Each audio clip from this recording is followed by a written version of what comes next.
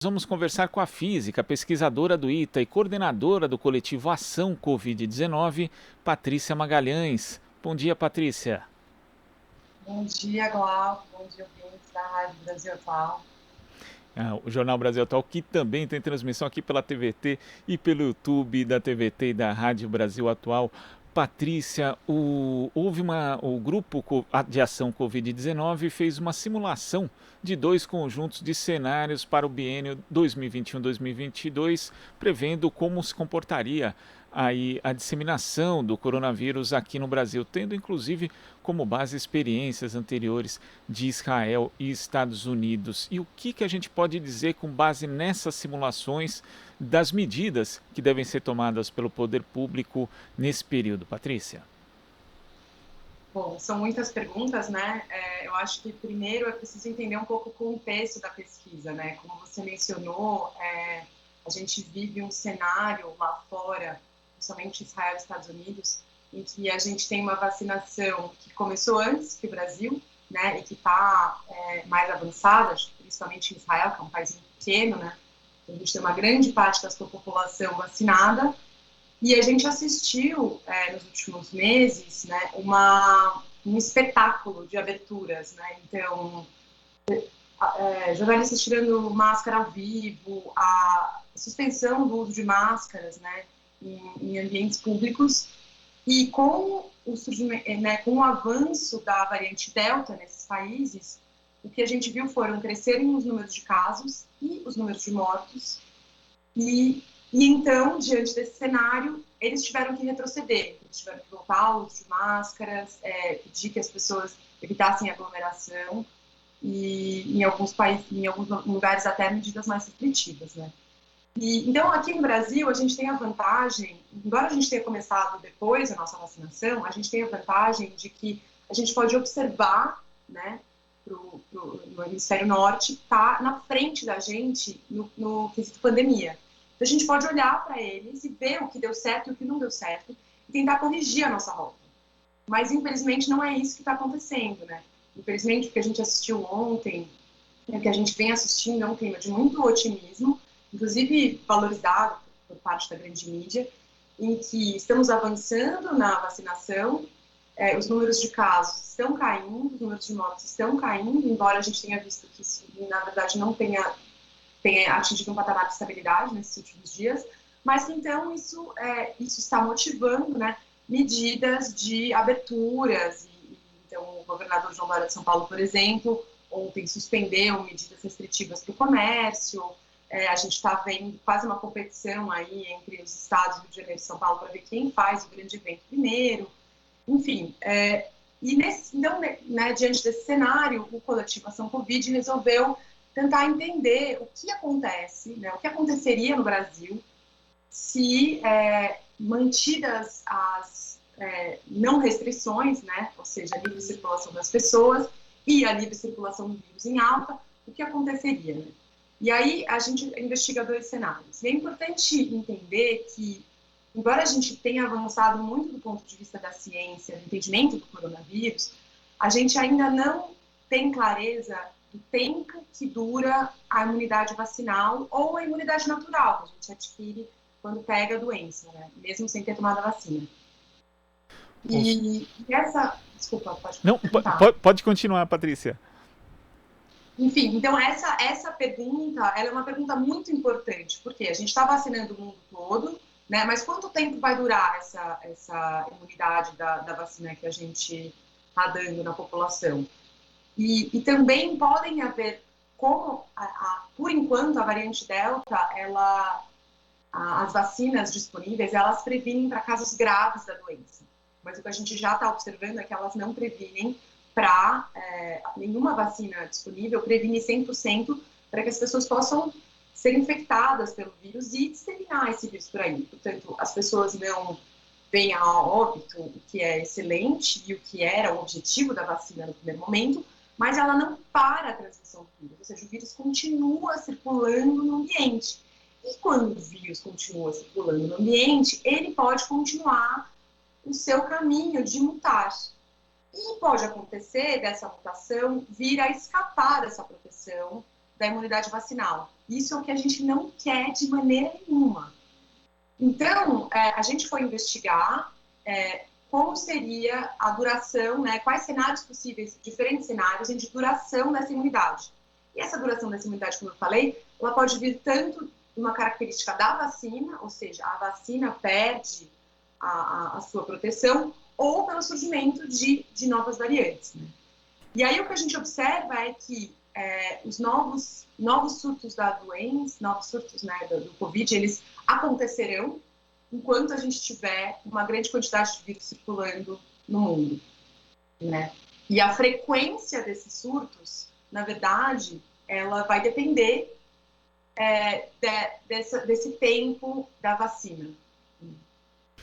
Quer dizer, existem algumas mensagens importantes aí, Patrícia. Primeiro que, inclusive, consta ali no estudo dizendo que a vacina não é uma solução individual. Às vezes as pessoas tomam ali as 2 doses da vacina ou a dose única de um imunizante e acham que podem fazer o que querem, mas na verdade estão se comprometendo, porque podem eventualmente também contrair a doença e ainda transmitir para outras pessoas. E segundo o estudo, então, a gente pode acabar tendo um pico no ano que vem, obviamente, se as medidas, as chamadas não farmacológicas, forem tomadas, em especial pelo poder público, que seria semelhante ao pico que a gente teve esse ano, claro que com menos mortes, mas que com um índice que pode atingir até 0,25% da população em algumas cidades, o que seria preocupante demais também, Patrícia. Desculpa, Glauco, minha internet está oscilando, mas então eu peguei parte da sua pergunta. O que eu entendi que você contou um pouco dos resultados dos estudos, né? Isso. E, então, eu acho que perfeito, né? A grande preocupação, na verdade, ela é nesse sentido, de que os novos surtos, a gente tem uma quantidade de vírus circulando no mundo muito grande, né? Eu acho que a gente fala-se muito da cobertura vacinal do Brasil, mas quando a gente coloca em números, essa cobertura ela não é tão elevada. A gente tem menos de 25% da população do Brasil vacinada. A gente tem em alguns estados, como São Paulo, um avanço muito, muito grande já da primeira dose, mas quando a gente fala de 2 doses também, São Paulo está com 25%. Então, também não estamos nesse patamar, e eu acho importante falar isso para a população, porque a gente esquece, o clima de otimismo toma conta, né? Acho que as pessoas estão cansadas da pandemia, o otimismo toma conta, mas é preciso botar o pé no chão e olhar um pouco para a realidade. Então, o vírus continua circulando no mundo, tem países com baixíssima capacidade vacinal. Então, a gente ainda está num celeiro de produzir novas variantes que podem vir a se preocupar. Independente disso, né, o estudo ele não leva em consideração necessariamente o surgimento de uma grande nova variante. Ele leva em consideração simplesmente a nossa capacidade de, enfim, conter o vírus com as vacinas. E o que a gente tem com as vacinas, como você mesmo disse, a vacina não é um passaporte da felicidade. A vacina, ela previne para casos graves e hospitalares da vacina na sua, né, potencialidade máxima, mas ela não impede que o vírus continue circulando. E sempre vai ter uma porcentagem da população em que a vacina não vai pegar, ou seja, ela não vai colar. E por isso que a gente tem que ter uma quantidade muito grande da população vacinada para conseguir, digamos assim, compensar essa pequena parcela da população em que a vacina vai continuar se desenvolvendo de maneira mais, né, vamos dizer assim, livre. Então, por isso a importância da vacinação das 2 doses em massa, né? Eu acho que a gente ainda não atingiu esse ponto, volto a enfatizar isso, porque tem muita gente falando, tem uma discussão que já está começando no mundo, inclusive no Brasil, sobre terceiras doses, né? E eu acho que é importante enfatizar que a gente ainda precisa brigar pela primeira dose, a gente tem uma quantidade muito grande, né, de pessoas muito, muito liderado por esse discurso, infelizmente, né, esse discurso que a gente tem do Bolsonaro, né, um discurso genocida e negacionista em relação à vacina. Ele ainda tem muitos seguidores e essas pessoas não estão tomando a vacina. Então, e essa quantidade de pessoas que não estão tomando a vacina pode ser um número suficiente para não deixar o Brasil numa situação confortável em relação à cobertura vacinal. E isso está sendo observado nos Estados Unidos, né? Que já avançou na vacinação e hoje está brigando com essas pessoas que não tomaram a vacina. E esse efeito não é um efeito local, ele é um efeito global. Enquanto no mundo a gente tiver o mundo sem vacinar, o mundo com uma quantidade do vírus circulando muito alta, a gente pode produzir essa cepa. E se essa cepa for produzida, sei lá, na Índia ou nos Estados Unidos ou, né, enfim, no Afeganistão, ela vai chegar no Brasil, de qualquer jeito. O que a gente já observou, o que a gente já aprendeu, né, nesses anos de pandemia, nesse ano e meio de pandemia, é que o vírus circula com uma facilidade muito grande e ele é global, ele vai chegar independente de onde ele for produzido. E para a gente evitar isso, e essa é uma coisa muito importante, a gente precisa, além da vacinação, a gente precisa de políticas públicas. A gente precisa de política pública de vigilância sanitária, de vigilância epidemiológica, desculpa, que a gente vai saber quanto está o vírus, qual é a cepa, onde está, quais são as cidades que estão mais problemáticas, conseguir agir localmente para conter, né, a grande dispersão do vírus nesses lugares. E, ao mesmo tempo, a gente precisa de uma política pública de apoio à população, né, para que a gente possa fazer políticas públicas de contenção do vírus. É muito importante que a população entenda que a gente vai conviver com o vírus, que ele não vai acabar no final do ano. Não é porque a gente quer que ele acabe que ele vai acabar. Então, isso é muito importante. A gente precisa ter políticas públicas de apoio à população com bolsas, com, né, apoios sociais, enfim, a gente está num momento de crise muito grande também, de geração de emprego, tem todo esse cenário crítico, e a gente precisa estar preparado para agir de maneira mais contundente quando os novos surtos vierem. Acho que isso é importante.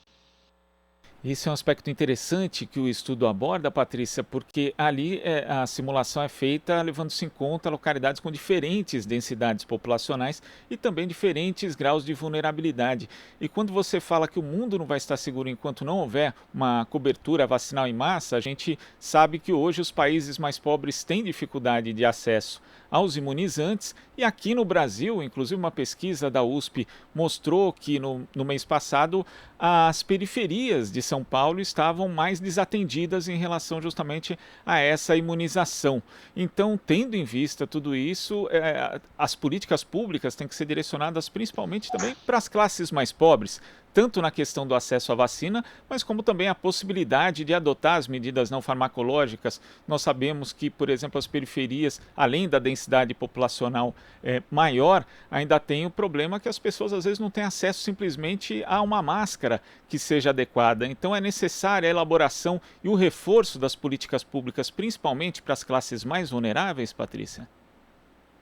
Com certeza, Glauco. Eu acho que isso é algo que o coletivo Ação Covid vem trabalhando e batendo nessa tecla desde o início da pandemia, né?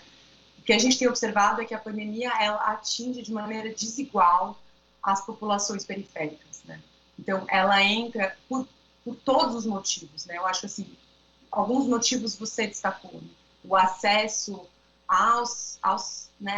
O acesso ao próprio isolamento social, né? Quando a pessoa tem que sair para trabalhar na rua, ela tem que pegar o transporte público, ela está se expondo de uma maneira muito mais efetiva, uma frequência muito maior ao vírus do que a classe média, que pode provocar o isolamento social, que pode trabalhar de casa, pode fazer o home office, né?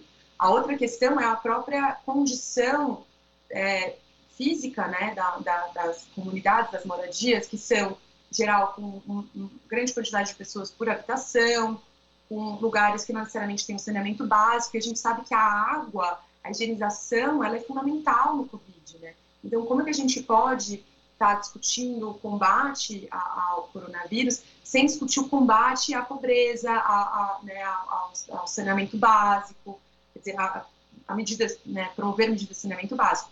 E aí o auxílio emergencial ele é central, porque ele dá ele coloca grande parte da população numa situação de poder fazer o distanciamento social, quer dizer, poder minimamente mitigar o vírus, os efeitos do vírus nesses lugares que são mais adensados. E a gente tem visto isso em todas as pesquisas, e não é no Brasil, é no mundo, que as populações periféricas têm sido mais atingidas. Então, os últimos estudos de soroprevalência que foram feitos, não sei exatamente se é o mesmo estudo do qual você se refere, mas ele mostra que enquanto na classe média a gente tem, classe média até, na verdade, por escolaridade foi um estudo, então, níveis escolares, níveis superiores têm da ordem de 25% de pessoas que tiveram contato com o vírus. Quando a gente vai para pessoas que não têm um ensino fundamental completo, esse número vai para 37%. Então, são muito díspares, né? E o modelo também mostra isso, a gente também consegue abordar isso, porque o Ação Covid-19, ele desenvolveu um índice, que chama Índice de Proteção ao Covid, que exatamente leva em consideração o fato de que os lugares físicos, né, onde o vírus se dispersa, ele vai ser mais eficiente, né, nessa transmissão, menos eficiente, dependendo do adensamento, quer dizer, quantas pessoas moram naquele bairro, qual é a densidade do bairro, né, não quantas pessoas moram, mas quão apertadas as pessoas estão, quantas pessoas moram naquela casa, quais são as condições de saneamento básico e de transporte público, etc. e tal. Então, esses fatores, eles influenciam, eles aceleram, né, a dispersão do vírus, e isso tem sido observado, né, e infelizmente, e aí muito infelizmente, a gente tem trabalhado muito pouco nessa direção, né, de certa forma, dar um auxílio, mitigar os efeitos do vírus que vão ser prolongados na nossa sociedade, né. Eu acho que, como eu falei, o vírus não acaba porque a gente quer, ele não vai acabar agora no final do ano, e ele vai permanecer, e a gente tem que estar preparado para agir e impedir que um novo surto como o de abril aconteça de novo, né? Eu acho que, tendo passado pelo que a gente passou agora no último ano, tendo a vacina, né, sabendo como se prevenir do vírus, sabendo que é um vírus respiratório que circula pelo ar, por que a gente vai promover grandes aglomerações quando a gente tem uma grande quantidade do vírus circulando, quando a gente tem a variante Delta, que no Rio de Janeiro já colocou 6 cidades com 100% da UTI, e que já está em 25% dos casos, 25% dos casos testados no estado de São Paulo são da variante Delta. Então, a variante Delta já está no Brasil. Ela ainda não é como na Inglaterra, como nos Estados Unidos, a dominante, mas ela está vindo, e nós sabemos, olhando para o hemisfério norte, a capacidade que esse vírus tem, né? Essa variante tem. Então, a gente precisa ficar bem alerta. E é importante essa advertência para a sociedade como um todo, mas principalmente para o poder público, ainda mais nesse contexto em que os governos começam a promover reaberturas quase indiscriminadas. Patrícia, eu queria agradecer demais a sua participação aqui no Jornal Brasil Atual. Lembrando aqui que esse estudo está lá no site da açãocovid19.org e queria que você falasse também rapidamente desses 2 simuladores que a gente tem, que são instrumentos importantes tanto para gestores públicos quanto o simulador de escolas aqui, também para educadores, Patrícia. Isso, exatamente. Então, esses simuladores, eles foram desenvolvidos, né, pelo nosso grupo, e a ideia é que cada pessoa possa simular a sua cidade, né, então, a sua cidade ou a sua escola, né, no caso do simulador de escolas, e ele foi desenvolvido, ele tem uma metodologia que a gente chama, rapidamente explicando, que é multi-agente, né? Então, a gente simula o ambiente nessa grade, nessa caixa preta que vocês viram quadradinha, a gente simula como se fosse esse bairro, essa escola em que as pessoas estão circulando. E aí você pode definir os parâmetros, por exemplo, na sua escola. Como é a sua escola? A sua escola, ela é ampla, ela é arejada, ou ela é uma escola apertadinha, de corredor, em que a circulação de ar vai ser menor, e, portanto, o vírus vai poder se dispersar de maneira mais efetiva. Como são os protocolos de higiene, que a gente sabe que são fundamentais, quer dizer, o distanciamento social, o uso de máscaras, o uso de álcool gel, tudo isso a gente sabe influencia. Então, a gente simulou, né, todos esses fatores dentro desse ambiente nas escolas e para que cada aluno, cada professor, cada pai, né, os pais, as mães, possam entender quais são os riscos que os seus filhos estão correndo nas escolas. E de maneira muito parecida, a gente fez essa nova versão do modelo, que chama Modelo de Dispersão do Coronavírus para Territórios, em que a gente incluiu as vacinas, né, e a gente incluiu a quantidade de pessoas, porque a gente sabe que a gente não está no começo da pandemia, a pandemia já está entre nós há muito tempo, a gente incluiu também a possibilidade de pessoas já estarem em contato com o vírus há muito tempo. E aí você pode escolher aqui nessa tabela qual é a sua cidade, e aí qual é o IPC da sua cidade, ou seja, qual é o índice de proteção ao Covid da sua cidade. E aí você vai colocar a densidade populacional, que, como eu falei, é muito importante, porque ela vai definir quantas pessoas vão caber nessa caixinha. Então, se você apertar o botão resetar aqui, você vai ver que vão aparecer várias pessoinhas dentro dessa caixinha preta. E aí você vai poder mexer nesse simulador com a porcentagem, nesse caso aqui, com a porcentagem de pessoas que vão praticar o distanciamento social, né? Então, essa porcentagem de confinados é a porcentagem de pessoas que vão praticar esse distanciamento social. E aí você pode visualizar na prática, né, como é importante praticar o distanciamento social e qual é o efeito do distanciamento social para a contenção do vírus, né? A gente tem a vacina, mas a gente sabe que a melhor forma de realmente prevenir o vírus é não entrando em contato com ele e parando, né, essa dispersão. Então, acho que fica o convite para todo mundo acessar o site do açãoconvite.org, né, simular e, enfim, mandar perguntas. Estamos nas todas as redes sociais também, Facebook, Instagram, Twitter, e estamos abertos aí ao diálogo com a população, que eu acho que é muito importante, né, esse trabalho também de vocês, Glauco, de trazer essa informação para a população. Porque eu acho que, como você disse, nesse ambiente de extremo otimismo e extremo cansaço da população, estamos todos cansados, né? Estamos todos ávidos por um samba, por um abraço e dos nossos amigos, mas a gente precisa entender que a realidade não é aquela a qual gostaríamos, né? Então é importante trazer essa informação para a população. Muito obrigada. Precisamos lidar com essa realidade. Então fica o convite, acalcovid19.org, açãocovid19.org. Patrícia, muito obrigado e até a próxima. Eu que agradeço. Um bom dia para todos. Bom dia. Conversamos aqui com a pesquisadora do ITA Física e coordenadora do coletivo Ação Covid-19, Patrícia Magalhães. Você está ouvindo Jornal Brasil Atual. As notícias que os outros não dão.